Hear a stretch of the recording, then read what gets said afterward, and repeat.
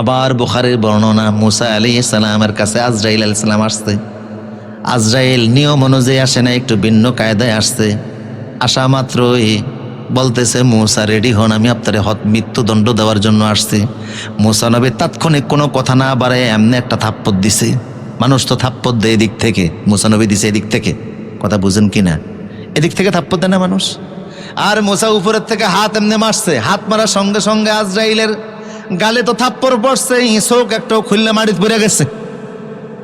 আজরাইল এখন চোখটা তুইলে আল্লাহর নিয়ে কয়, আল্লাহ কার কাছে পাঠাইছ? আমি গেছি ওনার রুহ কবজ করতে, উনি প্রস্তুতি নিছে আমার রুহ কবজ করতে। এই দেখো আমার চোখটা ফেলে দিয়েছে, এমন জোরে থাপ্পড় দিছে আমার চোখই নাই।